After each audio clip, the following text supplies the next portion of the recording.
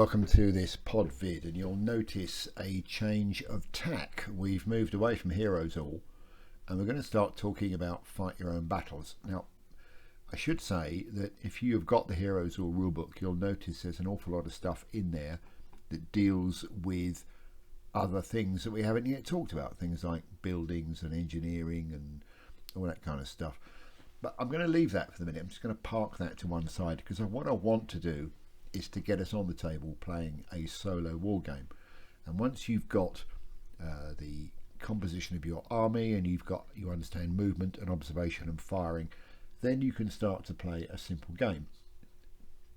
If you have looked at the Fight Your Own Battles website, then you will know that I encourage people to start with a very simple game. You take a platoon, 10 figures on each side, with simple rifles or submachine guns, and you set up a small table, maybe 4 foot by 4 foot or 3 foot by 3 foot, and you play a small game, one side versus the other, and eventually one side destroys the other and wins. And then you introduce a machine gun, a mortar, a truck, an anti-tank rifle, an armoured car, a tank, some artillery with a forward observation officer, and you go through building up, probably playing the same game or a slightly different game using all those different rules. And once you've done that, you can then get in with playing one side whose officers are not regular, maybe one side who are elites, maybe you play at night, maybe you play with different weather conditions. So you just keep changing it up, and all the time you're playing lots and lots of little games. Each one probably lasts an hour, and over the course of that those weeks and days that you're playing, you build up a basic core knowledge of the rules. In order to do that, you don't need to understand buildings and engineering works and all the things we haven't yet covered. That's kind of peripheral fluff, which we'll come on to later. But I'm keen to get you started playing Fight Your Own Battles and playing solo games. Now let me give you some basic premises around Fight Your Own Battles and what it's all about, and that's quite simple. There's obviously a number of ways in which you can fight a solo game. You can try and play both generals. You can play one side and have the other side programmed, or you can play neither side and just sit and watch. Well, the third option is like watching a war film. That's to me, that isn't much fun. And trying to program or write a program series of responses for what your opposition are going to do if you do this is really difficult. So what I tend to do is to try and play a game where I am the general on both sides, and the word general here is key. I am sitting in my ivory tower as the general, saying, right, we're going to take that village or capture that bridge, and that's as far as my involvement goes. The Fight Your Own Battles uses a number of mechanisms to enable the soldiers on the table to make their own decisions and to carry out your orders in the way that they see fit. Now, how do you do that? Let me say first of all that I don't use random. I don't do random. I don't like the idea of random. Very few things happen that are random. So what I do is, if I am attacking the bridge that I've got to capture, then I will put down 3, maybe 4 options of how I'm going to go about attacking the bridge. They're all based on how a particular platoon or company would work in that situation. So there's nothing weird, but I've got a range of options. Similarly, if I am defending the bridge, I've set my defensive stall out maybe 3 or 4 different ways. Now, it's not until the game actually begins that part of my attack or part of my defense is revealed. So it could well be that I'm planning to launch an attack down the left flank whilst I'm sort of holding and suppressing the defenders from a position in the centre. Well, as far as the defenders are concerned, their defence may be slewed over to their left, so the complete opposite of what I'm trying to do. I might be trying to attack their weak point. I might be trying to attack their strong point. I might be putting in probing attacks. It's all going to happen as it would happen on the battlefield, but I don't know which is going to happen until it actually turns up on the table.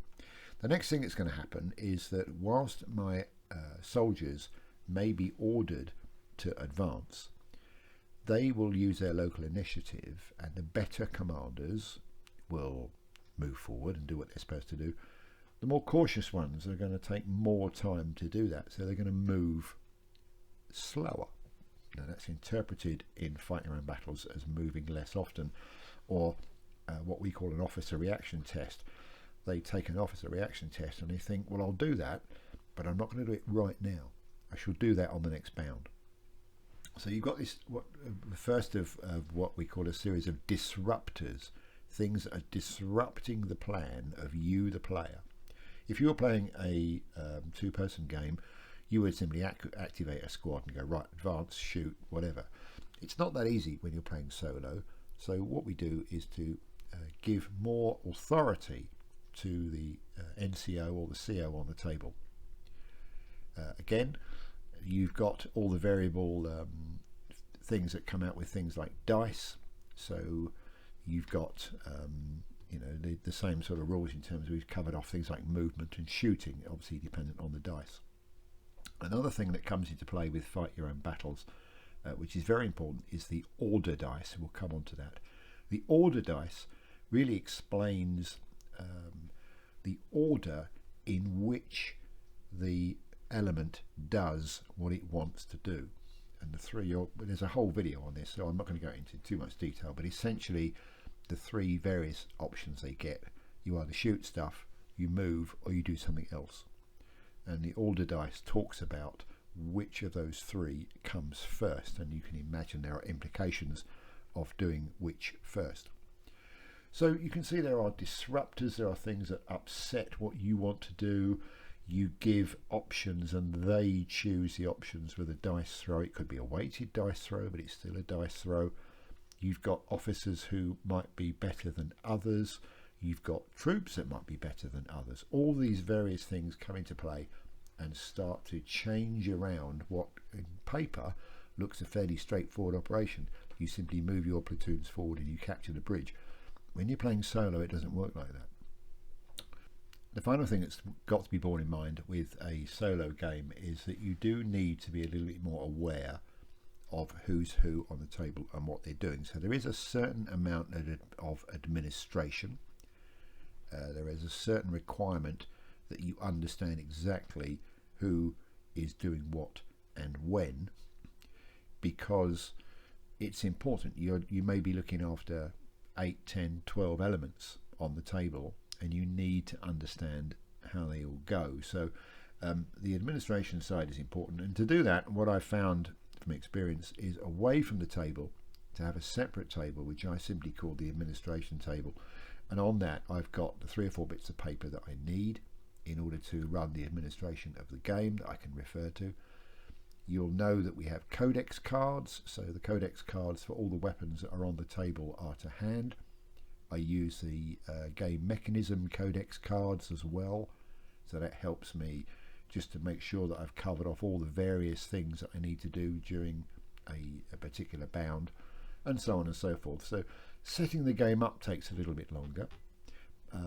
But the beauty of a solo game is that if you are able to leave it, come back to it the following day, that's great.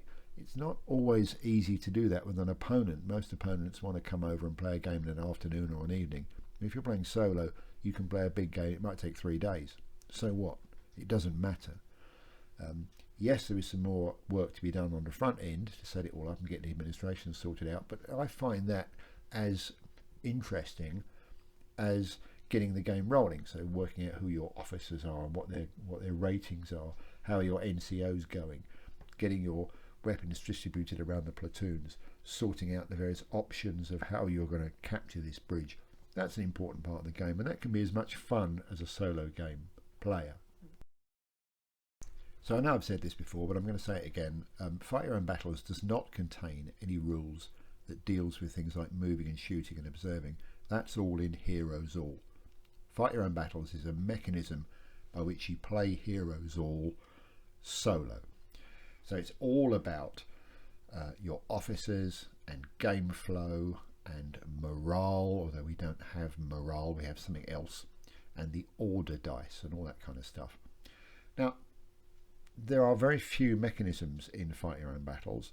There are ways in which you interpret the rules of Heroes All, and that's what we're going to cover in this quite short series of videos on Fight Your Own Battles. Once we've done this short series, we're going to have a look at one or two other bits and pieces like baseboards and scenery and some playing solo hints, because it's quite different playing a solo game than it is to playing a two-player game. And then we'll go back and we'll start to look at some of the more peripheral stuff in Heroes All. So we'll take a quick look at engineering and buildings and bridges and rivers and aircraft and boats, and we'll touch on logistics, which comes more and more into Fight Your Own Wars, but we'll touch on it here. And then once we've got that, and you can see that, you know, by then hopefully you've started to play this series of games that I was talking about earlier with, you know, simple platoons, then you've got extra weapons, then you've got vehicles and tanks and artillery and all the rest of it. And maybe by then you can start throwing in some aircraft. Then what we're going to do is we're going to move on to the map and start looking at Fight Your Own Wars, which is the campaign version. I'm going to approach that a little bit slowly because as we speak, Fight Your Own Wars is still going through its final tweak and rewrite, partly because it has been rewritten, but as you play test these things, you find little things that start to creak and don't work together or contradict each other. So you're always constantly tweaking and mucking about.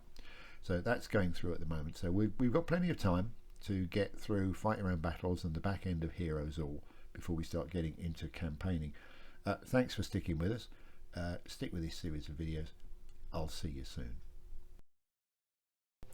Look, you know how this works. Give us a like, give us a subscribe, hit the notifications bell, and when more stuff arrives, you'll be the first to know.